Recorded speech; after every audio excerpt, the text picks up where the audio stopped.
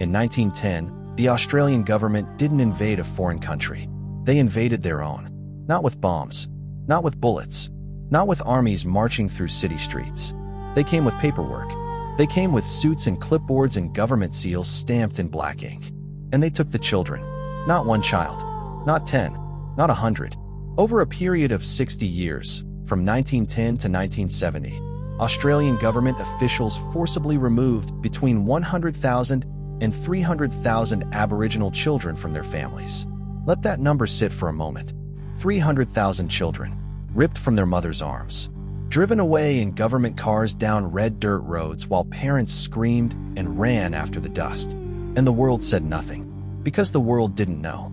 Because Australia made sure they didn't. Here is what they told the public. They said the children were being rescued. They said Aboriginal families were unfit. They said the children would have better lives, better education, better food, better futures, inside government missions and Christian boarding homes far from their communities. They called it welfare. They called it protection. They gave it official names. The Aboriginal Protection Act, the Aborigines Act, legislation passed through proper government channels, signed by proper government officials, filed in proper government records rooms. They built an entire bureaucratic machine to do this. And that machine ran for 60 years without stopping. Here is what actually happened inside those missions. Children arrived and were immediately stripped of everything that connected them to home. Their clothes were taken. Their names were changed. Their language, their mother tongue, the first sounds they had ever heard, was forbidden. Children who were caught speaking their own language were punished. They were given numbers. They were lined up and inspected.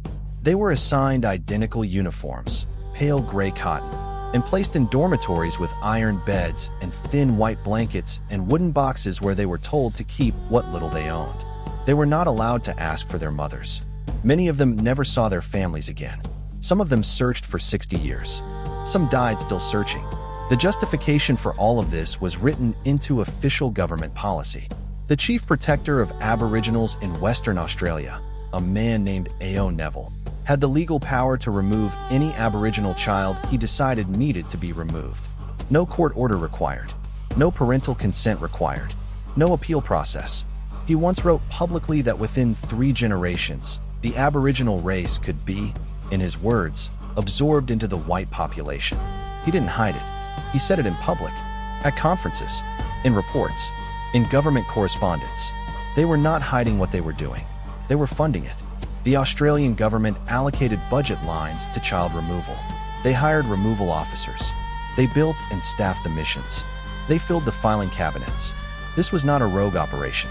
This was policy. And Australia is not alone in this history. In Canada, over 150,000 Indigenous children were taken from their families and placed into residential schools between 1883 and 1996. In 2021, the remains of 215 children were found buried in unmarked graves at a former school in Kamloops, British Columbia.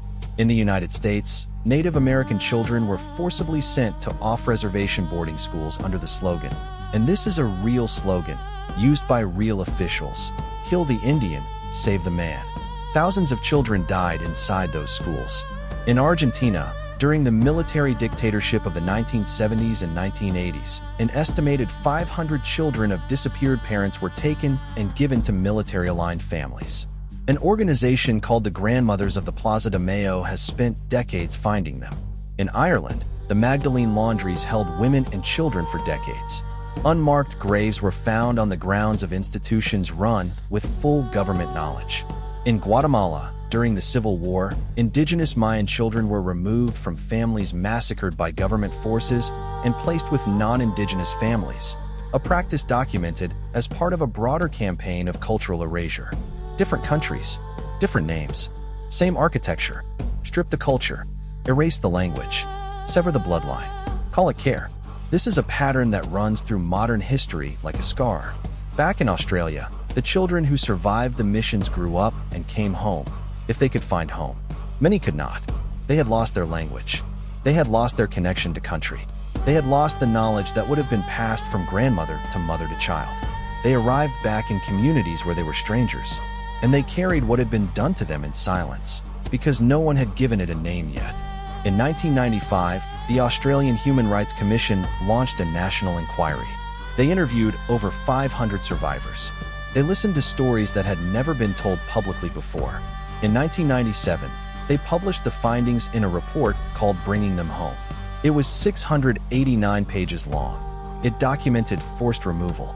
It documented physical abuse. It documented sexual abuse. It documented the deliberate and systematic destruction of Aboriginal family and cultural life. It used the word genocide. The report made 54 recommendations to the Australian government, and the government at the time, under Prime Minister John Howard, refused to issue a formal apology. For 11 years, the government of Australia refused. In 2008, that changed.